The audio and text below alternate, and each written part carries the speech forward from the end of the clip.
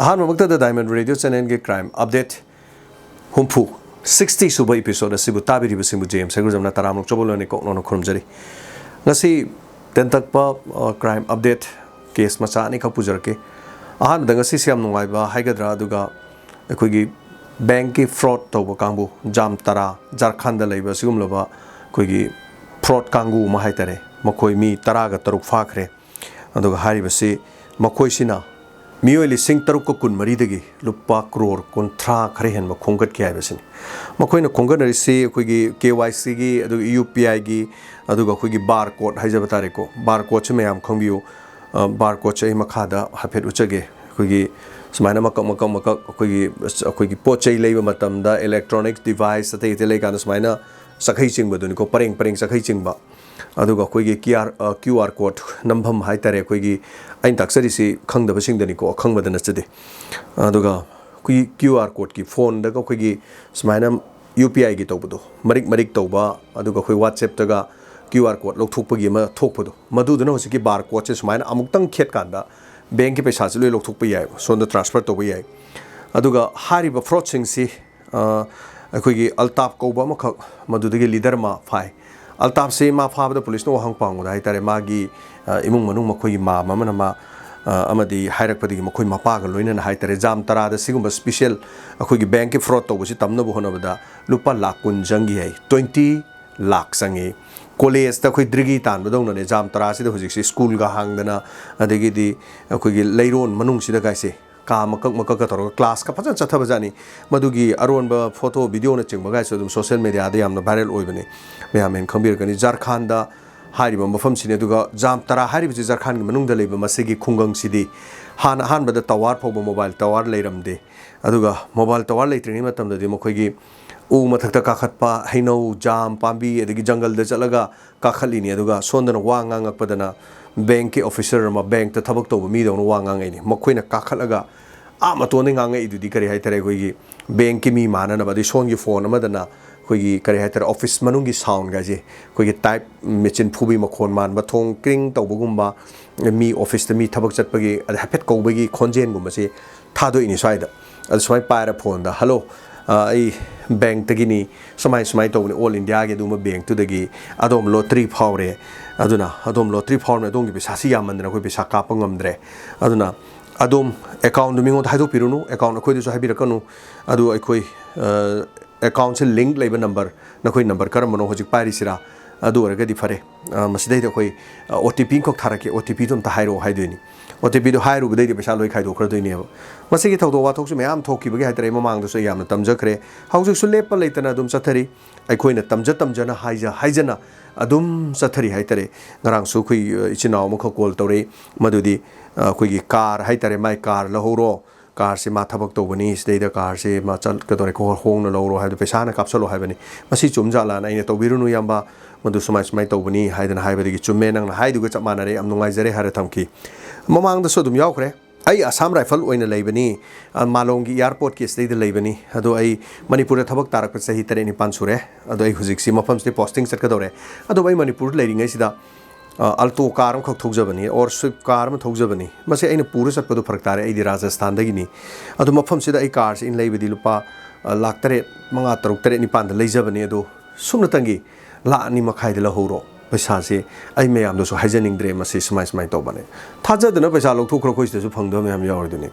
never never never bank द तौरकपदा सिगुमसि थाजबिरोइदबनी अदुगा अखोइगी सि खक्ता नतना पैसा लुपा लिसिंग अमा कापसलागा लुपा लिसिंग दु मथक्ता खरा हापचलाकान हाइतरे हौजिक लुपा लिसिंग अमा हापचलो लुपा लिसिंग अमा चंगा हापा अगे अदगिदि अमु हापचलकपा अखोइना हापो पैसा तिंग हापचलकपा खितंग हापचलकपा खितंग हापा सोमदैदि कुन योरप कुंथ्रा योरप निफु योरप दे लामा अंद लानी योसल मांग तुप याम लई अदुगा याम सेंगना हाइरगांदा आइगिसु आइगी फैमिली दा हाइतारे आइगी हेक इखुराई मचाद आइना सुमाइना ngangjari से आइना सुक मैम द अवेयरनेस पीरिंग द आइगी इमुंग दा इखुराई की मचाद थोए हाइतारे मसे दो याम कुइद्री फोंग साबनी लाख अमग लिसिंग कुंदी खाइदोखरे दो आइगे पुमिना बाई नाउना तौगनु मसे फ्रोनी खोइ दाने याम कन्ना डायमंड ngang बदुनी नंग तौगनु हाइबदा मासे थाजा मंददना हारि पैसा जी सटखी adu lupa la mag lising kun yamna yam pesani masi khakta nate aigi area sidagi ahal amasu haitare aduna aigi leibasi jaga ste pala lap to kilometer ohum khai mari swais degi so haitare halama ma so smaina thajabadagi haitare pesa kharga hapsala sum lokthok pusida 6 lakh haitare madu lokthoki aduga inak nangna aigi sigi jaga stegi lang theldagi amasu haitare angang wei khangjadaba mai pesa kharga hapsalaga khaji khaji khaji to rupa la ani lokthoki la ani surupdagi di koina madu nangi du smai to bani haibdi khamjal loduna marakta tatki haitare so swine experience ama khangni hairi ba sigumba fraud kya da chena ba singse kon banega crorepati gi koi gi lupa lakh ani faure haibagi aingon da tharak pa audio mayam se koi radio listener mayam na haitare mi yamdra mi ni pan mapan sui aingon da tharak pa da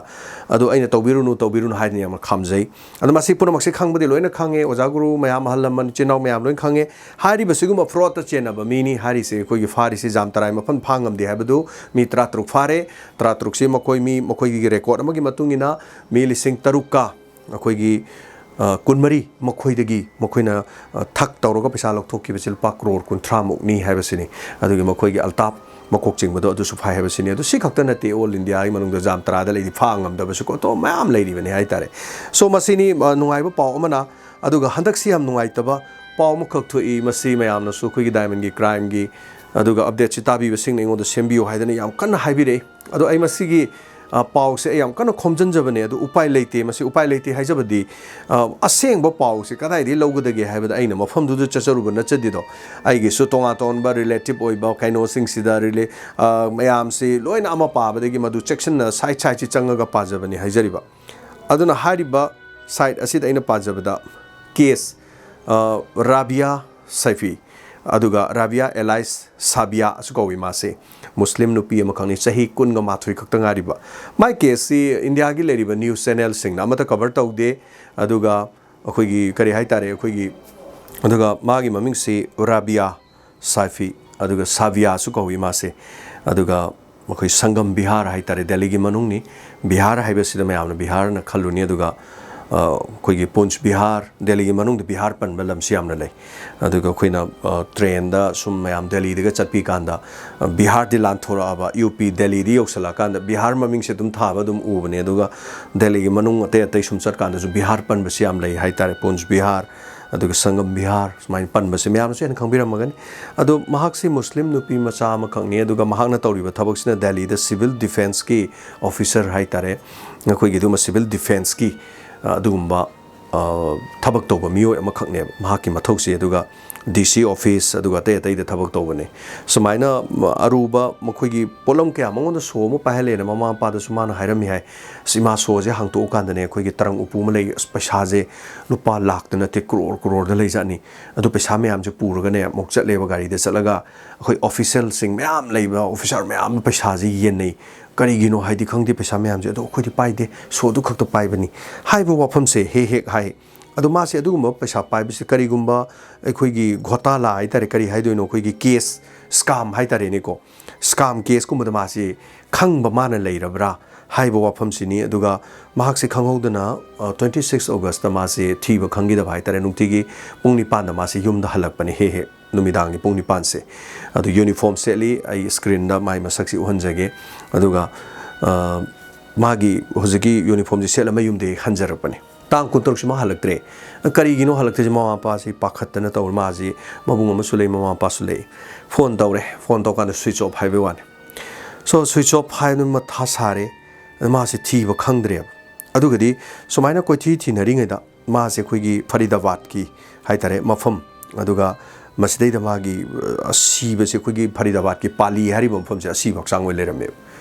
asi baksang se yamna brutally ki bezani ko khoi gi yamna tamthi bezani adom ta banga moi picture ga di utpadi nungai tre ko khoi gi Facebook ama di YouTube ki policy gi matung ina hai tare du ma leibani na masi masa da thang na 50 yang khaira thang na thille len ba chingba mamai swai di mani mai masa da thang na thin da jaga am ta leite aduga lijaba tamjaba da sungak pi gani tam da ba ya da ba hai da ba ya da na hai tare nupigi magi kari hai tare khoi gi saruk khoi thabak ki saruk hai tare ko si thang na len thatlame tup na ba len thatlame mangak sam si su tup na ba lelaga maning si pura kien da bai wani unsa khara na ya laga thamame ꯑꯩꯈꯣꯏ ꯅꯥꯇꯣꯟ ꯁ꯭ꯋꯥꯏ ꯊꯥꯡ ꯂꯦꯟꯊꯠꯂꯤꯁꯦ ꯄꯤꯁꯨꯝ ꯁ꯭ꯋꯥꯏ ꯁ꯭ꯋꯥꯏꯒꯥꯏꯁꯦ ꯂꯣꯏꯅ ꯆꯤꯡꯉ ꯂꯦꯜꯂꯤ ꯃꯁꯥꯗꯒꯤ ꯊꯤꯟꯗꯕ ꯖꯒꯥ ꯌꯥꯎꯗꯦ ꯊꯥꯡꯅꯅꯤꯀꯣ ꯍꯥꯏꯁꯦ ꯊꯥꯡ ꯑꯊꯧꯕꯁꯤꯅ ꯌꯥꯝ ꯕ꯭ꯔꯨꯇꯦꯜꯂꯤ ꯀꯤꯕꯖꯥꯠꯅꯤ ꯃꯥꯒꯤ ꯃꯑꯣꯡꯁꯦ ꯑꯗꯨ ꯁꯤ ꯈꯛꯇ ꯅꯠꯇꯦ ꯑꯃꯨꯛ ꯄꯨꯛ ꯁ꯭ꯋꯥꯏꯗꯁꯨ ꯂꯦꯟꯊꯠꯂꯤ ꯁ꯭ꯋꯥꯏꯁꯨ ꯂꯦꯜꯂꯤ ꯁ꯭ꯋꯥꯏ ꯐꯥꯏꯒꯟ ꯑꯗꯒꯤ ꯂꯣꯏꯅꯃꯛ ꯂꯦꯜꯂꯤ ꯑꯗꯨ ꯈꯛꯇꯃꯨꯛ ꯅꯠꯇꯅ ꯑꯩꯈꯣꯏꯒꯤ ꯇꯥꯕꯤꯔꯤꯕꯁꯤꯡꯅ ꯃꯁꯤꯒꯤꯗꯃꯛꯇ ꯉꯥꯛꯄꯤꯒꯅꯤ ꯑꯩꯈꯣꯏꯒꯤ ꯍꯛꯆꯥꯡꯒꯤ ꯄ꯭ꯔꯥꯏꯚꯦꯠ ꯄꯥꯔꯠ ꯍꯥꯏꯇꯥꯔꯦ ꯅꯨꯄꯤꯒꯤ ꯄ꯭ꯔꯥꯏꯚꯦꯠ ꯄꯥꯔꯠꯁꯦ ꯂꯣꯏꯅꯃꯛ ꯊꯥꯡꯅ ꯂꯣꯏ ꯂꯦꯟꯊꯠꯂꯦ ꯍꯥꯏꯇꯥꯔꯦ ꯑꯗꯨꯒ ꯍꯛꯆꯥꯡꯒꯤ ꯃꯆꯦꯠꯀꯥꯁꯦ ꯃꯊꯛꯇ ꯊꯝꯃꯝꯕ ꯍꯥꯏꯇꯥꯔꯦ ꯌꯥꯝ ꯕ꯭ꯔꯨꯇꯦꯜꯂꯤ ꯀꯔꯤ ꯍꯥꯏꯒꯗꯕꯅꯣ ꯈꯪꯗꯦ ꯑꯗꯨꯒ ꯃꯁꯤ ꯌꯧꯅ ꯇꯝꯗ꯭ꯔꯒꯗꯤ ꯃꯌꯥꯝꯅ ꯏꯃꯣꯁꯟꯗꯨ ꯌꯧꯔꯔꯣꯏꯅ ꯇꯝꯖꯔꯤꯅꯤꯀꯣ ꯅꯨꯄꯤ ꯑꯃꯒꯤ ꯏꯀꯥꯏ ꯈꯨꯝꯅꯕ ꯍꯥꯏꯁꯤ ꯅꯨꯄꯤ ꯑꯃꯒꯤ ꯑꯩꯈꯣꯏꯅ ꯊꯕꯥꯛ ꯍꯥꯏ ꯀꯥꯟꯗ ꯑꯩꯈꯣꯏꯅ ꯄꯣꯛꯂꯛꯄꯗ ꯏꯃꯥꯒꯤ ꯀꯔꯤ ꯍꯥꯏꯇꯥꯔꯦ ꯃꯇꯝꯕꯥꯛꯇ ꯂꯩꯔꯒ ꯏꯃꯥꯗꯒꯤ ꯑꯩꯈꯣꯏꯅ ꯈꯣꯝꯂꯥꯡ ꯂꯃꯟ ꯑꯩꯈꯣꯏ ꯈꯣꯝꯂꯥꯡ ꯂꯃꯟ ꯁꯤꯡꯉꯝꯗꯦ ꯍꯥꯏꯅꯔꯤꯁꯤꯅꯤ ꯏꯃꯥꯒꯤ ꯈꯣꯝꯂꯥꯡ ꯊꯛꯏꯅꯤꯀꯣ ꯃꯗꯨ ꯃꯥꯒꯤ ꯍꯥꯠꯂꯤꯕ ꯇꯧꯔꯤꯕ ꯃꯤꯗꯨꯒꯤ ꯃꯃꯥꯗꯨꯒꯤ ꯍꯥꯏꯇꯥꯔꯦ ꯑꯗꯨꯒ ꯆꯞ ꯃꯥꯟꯅꯕꯅꯤ ꯊꯥꯡ ꯂꯦꯟꯊꯠꯂꯤꯅꯤ ꯗꯦꯟ ꯃꯥꯕꯨ ꯄꯣꯛꯂꯛꯏꯕ ꯑꯗꯨꯒꯨꯝꯕ ꯍꯥꯏꯇꯥꯔꯦ ꯍꯛꯆꯥꯡꯒꯤ ꯄ꯭ꯔꯥꯏꯚꯦꯠ ꯄꯥꯔꯠ ꯊꯥꯡꯅ ꯃꯆꯦꯠ ꯂꯦꯜꯂꯤꯅꯦ ꯆꯍꯤ 12 ꯈꯛꯇ ꯉꯥꯏꯔꯤꯕ ꯗꯦꯜꯂꯤꯒꯤ ꯁꯤꯚꯤꯜ ꯗꯤꯐꯦꯟꯁꯇ ꯂꯩꯕ ꯍꯥꯏꯇꯥꯔꯦ ꯃꯣꯏ ꯁꯤꯚꯤꯜ ꯗꯤꯐꯦꯟꯁ ꯑꯣꯐꯤꯁꯔ ꯍꯥꯏ ꯑꯩꯈꯣꯏ ꯁꯤꯗꯗꯤ SPOꯅ ꯍꯥꯏꯕ ꯑꯗꯨꯃꯥꯏꯅ ꯍꯥꯏꯇꯥꯔꯦꯀꯣ ꯑꯗꯨꯒꯨꯝꯕꯅꯤ VDF SPO ꯑꯗꯨꯒꯨꯝꯕꯒꯤ ꯇꯥꯏꯞꯅꯤ ꯃꯣꯏꯒꯤ ꯃꯐꯝꯗꯨꯒꯤ ꯗꯦꯜꯂꯤꯗꯨꯒꯤ ꯑꯣꯏꯅ ꯁꯦꯝꯕꯅꯤ ꯍꯥꯏꯇꯥꯔꯦ ꯌꯥꯝ ꯅꯨꯡꯉꯥꯏꯇꯕ ꯃꯥꯒꯤ ꯁꯤꯒꯤ ꯊꯧꯗꯣꯛꯁꯦ ꯑꯗꯨꯒ ꯃꯁꯤꯗ ꯌꯥꯝꯅ ꯉꯛꯏꯁꯤ ꯀꯤꯗꯅꯦꯞ ꯇꯧꯈꯤꯕꯁꯤꯅ DC ꯀꯤꯗꯅꯦꯞ ꯇꯧꯈꯤ ꯀꯦꯁ DCꯗꯒꯤ ꯄꯥꯜꯂꯤ ꯑꯗꯨꯒ ꯑꯁꯤꯕ ꯍꯛꯆꯥꯡꯅ ꯄꯥꯜꯂꯤ ꯐꯔꯤꯗꯥꯕꯥꯗꯇ ꯐꯪꯉꯤ ꯐꯔꯤꯗꯥꯕꯥꯗꯀꯤ ꯄꯨꯂꯤꯁꯅ ꯍꯥꯏꯔꯛꯏ ꯑꯗꯨꯒ ꯅꯣꯏꯗꯥꯗꯒꯤ ꯅꯤꯖꯥꯃꯨꯗꯤꯟ ꯀꯧꯕ ꯑꯩꯈꯣꯏꯒꯤ ꯃꯥꯒꯤ ꯆꯍꯤ ꯂꯦꯡꯒꯥ 22 ꯁꯨꯕꯗꯨꯅ ꯍꯥꯏ ꯃꯥꯅ ꯃꯥꯒ ꯑꯩꯒ ꯂꯨꯍꯣꯡꯉꯕꯅꯤ ꯂꯨꯍꯣꯡꯕꯗꯣ ꯅꯣꯏ ꯈꯪꯉꯣꯏ ꯏꯕꯥꯅꯤ ꯂꯨꯍꯣꯡꯕꯒꯤ ꯐꯣꯇꯣ ꯂꯩ ꯑꯩꯅ ꯍꯥꯠꯄꯅꯦꯅ ꯄꯨꯂꯤꯁꯇ ꯃꯥꯁꯦ ꯁꯔꯦꯟꯗꯔ ꯇꯧꯔꯦꯕ ꯑꯗꯣ ꯃꯥ ꯁꯔꯦꯟꯗꯔ ꯇꯧꯔꯤꯁꯦ ꯃꯣꯏ ꯇꯧꯁꯤꯟꯅꯕꯅꯤ ꯍꯥꯏꯔꯤꯕ ꯑꯉꯥꯎꯕ ꯃꯤ ꯑꯃꯅꯤ ꯍꯥꯏꯔꯤ ꯑꯗꯨ ꯃꯤꯗꯨꯁꯨ ꯇꯁꯦꯡꯅ ꯂꯨꯍꯣꯡꯕꯒꯤ ꯐꯣꯇꯣ ꯄꯨꯊꯣꯔꯛꯑꯁꯨ ꯌꯥꯗꯦ ꯍꯥꯏ ꯅꯪ ꯀꯗꯥꯏꯗꯒꯤꯅꯣ ꯍꯥꯏꯕꯁꯨ ꯅꯣꯏꯒꯤ ꯅꯃꯥ ꯅꯄꯥ ꯄꯨꯊꯣꯔꯛꯑꯣ ꯍꯥꯏꯕꯁꯨ ꯌꯥꯗꯦ ꯅꯣꯏ ꯈꯪꯗꯕ ꯋꯥꯅꯤ ꯏꯕꯥꯅꯤ ꯇꯨꯃꯤꯟꯅ ꯂꯨꯍꯣꯡꯉꯕꯅꯤ ꯏꯕꯥꯅꯤ ꯃꯔꯤ ꯂꯩꯅꯕꯅꯤ ꯌꯨꯝ ꯄꯥꯜꯂꯕꯅꯤ ꯉꯁꯥꯏ ꯅꯨꯄꯤ ꯃꯆꯥꯁꯤ ꯂꯩꯁꯥꯕꯤꯅꯦꯕ ꯑꯗꯣ ꯃꯥꯒꯤ ꯅꯨꯄꯤ ꯑꯣꯏꯔꯒ ꯑꯗꯨꯛ ꯊꯤꯅ ꯍꯥꯠꯇꯣꯏ ꯃꯔꯝ ꯀꯔꯤꯒꯤꯅꯣ ꯁꯤꯁꯨ ꯑꯆꯨꯝꯕ ꯄꯥꯎꯅꯤ ꯑꯁꯦꯡꯕꯅꯤ ꯈꯪꯗ꯭रे ꯑꯗꯨ ꯃꯁꯤꯒꯤ ꯄꯨꯔꯥ ꯀꯂꯦꯛꯁꯟ ꯑꯃ ꯇꯧꯔꯀꯥꯟꯗ ꯑꯩ ꯆꯨꯝꯅ ꯑꯃꯨꯛ ꯄꯥꯎꯁꯦ ꯃꯀꯣꯛꯇꯒꯤ ꯁꯤꯠ ꯅꯥꯟꯅ ꯑꯩ ꯑꯃꯨꯛ ꯇꯝꯖꯔꯛꯀꯦ ꯉꯁꯤ ꯅꯠꯇꯕ ꯇꯁꯦꯡꯕꯗꯤ ꯄꯥꯎꯁꯦ ꯑꯩꯅ ꯈꯣꯝꯖꯤꯟꯕꯗ ꯍꯥꯏꯇꯥꯔꯦ ꯌꯥꯝ ꯑꯋꯥꯕ ꯑꯣꯏ ꯑꯩꯈꯣꯏ ꯁꯤꯗ ꯊꯣꯛꯄ ꯅꯠꯇꯦ ꯅ꯭ꯌꯨꯁ ꯆꯦꯅꯦꯜ ꯑꯃꯗ ꯀꯚꯔ ꯇꯧꯗꯦ ꯑꯗꯨꯒ ꯑꯩꯈꯣꯏꯒꯤ ꯗꯦꯜꯂꯤ ꯅ꯭ꯌꯨꯁꯁꯤꯡꯗ ꯑꯃꯠꯇ ꯀꯚꯔ ꯇꯧꯗꯦ ꯑꯥꯏ ꯗꯣꯟ ꯅꯣ ꯀꯔꯤꯒꯤꯅꯣ ꯈꯪꯗꯦ ꯗꯦꯜꯂꯤꯗ ꯊꯣꯛꯄ ꯊꯧꯗꯣꯛꯅꯤꯀꯣ ꯑꯔꯕꯤꯟ ꯀꯦꯖ꯭ꯔꯤꯋꯥꯜꯅ ꯄꯥꯜꯂꯤꯕ ꯖꯒꯥꯗꯅꯤꯀꯣ ꯑꯗꯨ ꯀꯔꯤꯒꯤꯅꯣ ꯍꯥꯏꯕꯗꯤ ꯈꯪꯗꯦ ꯀꯦꯁꯁꯤ ꯅ꯭ꯌꯨꯁ ꯆꯦꯅꯦꯜꯗꯁꯨ ꯎꯠꯇꯦ ꯅꯦꯁꯅꯦꯜ ꯅ꯭ꯌꯨꯁꯇꯁꯨ ꯑꯇꯩꯗꯁꯨ ꯍꯥꯏꯗꯦ ꯑꯗꯨꯅ ꯃꯔꯝꯁꯤ ꯊꯤꯅꯕ ꯍꯣꯠꯅꯕꯗ ꯌꯥꯝ ꯋꯥꯏ ꯑꯗꯨꯒ ꯌꯨꯇ꯭ꯌꯨꯕ ꯆꯦꯅꯦꯜ ꯌꯨꯇ꯭ꯌꯨꯕꯔꯁꯤꯡꯅ ꯍꯥꯏꯇꯥꯔꯦ ꯃꯥꯏ ꯊꯣꯛꯄ ꯑꯗꯨꯝ ꯄꯥꯎꯁꯦ ꯈꯣꯝꯖꯤꯜꯂꯒ ꯄꯪꯐꯣꯡꯗ ꯐꯣꯡꯉꯤ ꯑꯃꯅ ꯑꯃ ꯍꯥꯏ ꯑꯗꯩ ꯃꯃꯥ ꯃꯄꯥꯗꯨ ꯄꯣꯊꯣꯛ ꯀꯩꯊꯦꯜꯗ ꯅꯣꯡ ꯃꯔꯛꯇ ꯑꯃꯨꯛ ꯊꯝꯃꯤ ꯃꯆꯥꯒꯤꯗꯃꯛꯇ ꯑꯩꯈꯣꯏꯒꯤ ꯖꯁꯇꯤꯁ ꯐꯪꯅꯕ ꯈꯣꯜꯂꯥꯎ ꯂꯧꯃꯤꯟꯅꯁꯤ ꯍꯥꯏꯅ ꯃꯌꯥꯝ ꯊꯣꯛꯂ ꯃꯥꯏꯛ ꯄꯥꯏꯔ ꯄꯨꯛꯂꯥꯎꯗ ꯂꯥꯎꯏ ꯃꯃꯥꯗꯨꯅ ꯃꯈꯨꯠ ꯅꯦꯛꯑꯒ ꯁꯨꯃꯥꯏꯅ ꯂꯩ ꯑꯩ ꯉꯔꯥꯡ ꯑꯍꯤꯡ ꯆꯨꯞꯄ ꯇꯨꯝꯗꯦ ꯍꯥꯏꯇꯥꯔꯦ ꯃꯣꯏꯒꯤ ꯄꯥꯎꯗꯨ ꯄꯥꯕ ꯍꯣꯠꯅꯕꯗ ꯑꯗꯨꯒ ꯏꯁꯥꯗꯁꯨ ꯌꯥꯝ ꯅꯨꯡꯉꯥꯏꯇꯦ ꯍꯥꯏꯇꯥꯔꯦ ꯑꯗꯣꯝ ꯑꯝꯇ ꯅꯨꯡꯉꯥꯏꯕꯤꯕ꯭ꯔꯥ ꯌꯦꯡꯕꯤꯌꯨꯅꯦ ꯍꯧꯖꯤꯛꯀꯤꯗꯨꯕꯨ ꯑꯗꯣꯝꯒꯤ ꯏꯃꯨꯡ ꯑꯃꯗ ꯊꯣꯛꯑꯒ ꯑꯗꯣꯝ ꯀꯔꯤ ꯑꯣꯏꯕꯤꯗꯣꯏꯅꯣ ꯍꯛꯆꯥꯡꯒꯤ ꯄꯥꯔꯠ ꯄꯨꯝꯅꯃꯛ ꯊꯥꯡꯅ ꯂꯣꯏ ꯂꯦꯟꯊꯠꯂꯒ ꯊꯥꯡ ꯑꯊꯧꯕꯗꯨꯅ ꯃꯐꯝꯗꯨ 50ꯔꯛ ꯊꯤꯜꯂꯕ ꯃꯉꯛ ꯁꯝꯗꯨ ꯇꯨꯞꯈꯩ ꯂꯦꯜꯂꯕ ꯑꯗꯨꯒ ꯔꯦꯞꯁꯨ ꯆꯠꯊꯔꯝꯃꯤꯅꯤ ꯃꯥꯁꯦ ꯒꯦꯡ ꯔꯦꯞ ꯑꯉꯛꯄꯅꯤ ꯑꯗꯨ ꯀꯅꯥꯃꯠꯇꯅ ꯍꯥꯏꯇꯥꯔꯦ ꯁꯣ ꯑꯩꯈꯣꯏꯒꯤ ꯖꯣꯇꯤ ꯀꯧꯕ ꯅꯨꯄꯤ ꯑꯃ ꯃꯃꯥꯒ ꯋꯥꯔꯤ ꯁꯥꯟꯅꯩꯀꯣ ꯃꯔꯛꯁꯤꯗ ꯖꯣꯇꯤꯁꯤ ꯃꯥꯏ ꯃꯃꯥꯟꯅꯕꯤꯅꯤ ꯃꯥꯗꯤ ꯈꯪꯉꯤ ꯃꯥ ꯆꯠꯄꯗꯨ ꯃꯉꯣꯟꯗ ꯍꯥꯏꯔꯝꯗ꯭ꯔꯥ ꯑꯗꯨ ꯇꯧꯗ꯭ꯔꯥ ꯍꯥꯏꯕ ꯑꯣꯗꯤꯑꯣ ꯑꯃꯈꯛꯁꯨ ꯌꯥꯝ ꯀꯟꯅ ꯚꯥꯏꯔꯦꯜ ꯑꯣꯏꯔꯤ ꯑꯗꯣ ꯍꯧꯖꯤꯛ ꯅꯨꯄꯤ ꯃꯆꯥꯗꯨꯅ ꯁꯤꯔꯤꯕꯗꯨ ꯃꯥꯅ ꯈꯪꯕꯗꯧꯅꯁꯨ ꯇꯧꯏ ꯃꯥꯕꯨ ꯐꯥꯔꯒ ꯋꯥꯍꯪ ꯄꯥꯎꯍꯪꯉꯗꯤ ꯃꯤ ꯈꯔꯗꯤ ꯈꯪꯗꯧ ꯃꯥꯜꯂꯦ ꯑꯗꯨꯕꯨ ꯃꯗꯨ ꯑꯃꯨꯛ ꯈꯪꯉꯨꯔꯒꯁꯨ ꯅꯨꯄꯤ ꯃꯆꯥ ꯖꯣꯇꯤ ꯍꯥꯏꯗꯨꯁꯨ ꯃꯥꯁꯨ ꯕꯦꯔꯥ ꯀꯥꯗꯧ ꯃꯥꯜꯂꯦ ꯃꯥꯁꯨ ꯍꯥꯠꯇꯣꯛꯄꯤꯒꯗꯧ ꯃꯥꯜꯂꯦ ꯑꯗꯨꯅ ꯄꯨꯂꯤꯁ ꯄ꯭ꯔꯣꯇꯦꯛꯁꯟꯒꯨꯝꯕ ꯌꯥꯝꯅ ꯇꯉꯥꯏꯐꯗꯕ ꯂꯩ ꯑꯗꯨ ꯃꯐꯝꯗꯨꯒꯤ ꯂꯩꯔꯤꯕ ꯃꯤꯌꯥꯝ ꯄꯨꯝꯅꯃꯛꯅ ꯍꯥꯏꯔꯤ ꯑꯩꯈꯣꯏꯒꯤ ꯁꯪꯒꯝ ꯕꯤꯍꯥꯔ ꯍꯥꯏꯔꯤꯕ ꯃꯐꯝꯁꯤ ꯂꯩꯃꯤꯅ ꯖꯁꯇꯤꯁꯇ ꯄꯤꯕꯤꯌꯣ CBIꯗ ꯖꯥꯟꯁ ꯇꯧꯍꯜꯂꯣ ꯊꯤꯖꯤꯜꯍꯟꯕꯤꯌꯣꯅ ꯌꯥꯝ ꯀꯟꯅ ꯍꯥꯏꯔꯤ ꯑꯗꯨꯒ ꯍꯧꯖꯤꯛꯁꯤ ꯇꯁꯦꯡꯕꯗꯤ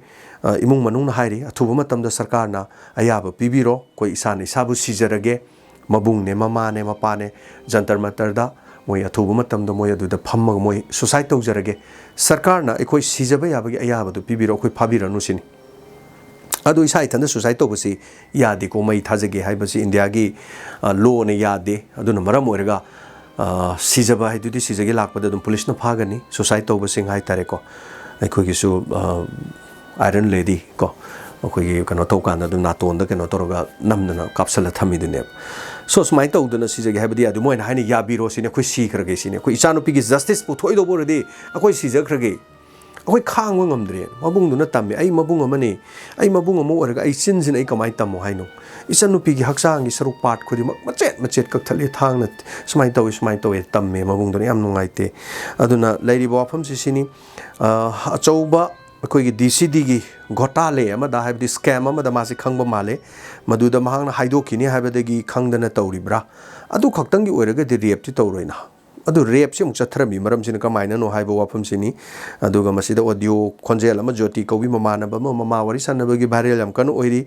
ꯑꯗꯨꯒ ꯃꯔꯛꯁꯤꯗ ꯀꯔꯤꯃꯠꯇ ꯑꯁꯦꯡꯕ ꯈꯪꯕ ꯉꯝꯗ꯭ꯔꯤ DCꯗꯒꯤ ꯃꯥ ꯀꯤꯗꯅꯦꯞ ꯇꯧꯈꯤꯕꯅꯤ ꯍꯥꯏꯕ ꯋꯥꯐꯝ ꯑꯃ ꯍꯥꯏꯔꯤ ꯑꯗꯨꯒ ꯋꯥꯔꯤꯁꯤꯗ ꯍꯔꯤꯌꯥꯅꯥꯁꯨ ꯌꯥꯎꯔꯦ ꯑꯗꯨ ꯐꯔꯤꯗꯥꯕꯥꯗ ꯑꯩꯈꯣꯏꯒꯤ ꯀꯩꯅꯣꯗ ꯅꯣꯏꯗꯥꯒꯤ ꯑꯃꯨꯛꯁꯨ ꯌꯥꯎꯔꯦ ꯑꯗꯨꯒ ꯑꯃꯨꯛ ꯄꯥꯂꯤ ꯐꯔꯤꯗꯥꯕꯥꯗꯇ ꯑꯃꯨꯛ ꯑꯁꯤꯕ ꯍꯨꯟꯇꯣꯛꯑꯝꯕ DCꯅ ꯗꯦꯜꯂꯤꯗ ꯑꯃꯨꯛ ꯑꯣꯏꯕ ꯁꯣ ꯆꯞ ꯃꯥꯟꯅꯕ ꯊꯧꯗꯣꯛꯁꯤꯗ ꯀꯦꯁꯁꯤ ꯑꯩꯈꯣꯏꯒꯤ ꯁ꯭ꯇꯦꯠ ꯑꯅꯤ ꯑꯍꯨꯝ ꯀꯣꯏꯆꯦꯟ ꯆꯦꯟꯅꯍꯜꯂꯤ ꯆꯞ ꯆꯥꯕ ꯃꯔꯝ ꯑꯝꯇ ꯈꯪꯗꯦ ꯑꯗꯨꯒ ꯇꯝꯖꯔꯤꯕ ꯋꯥꯐꯝꯁꯤꯗꯤ ꯅ꯭ꯌꯨꯁ ꯆꯦꯅꯦꯜ ꯑꯇꯩ ꯑꯇꯩꯗꯁꯨ ꯌꯥꯎꯗꯦ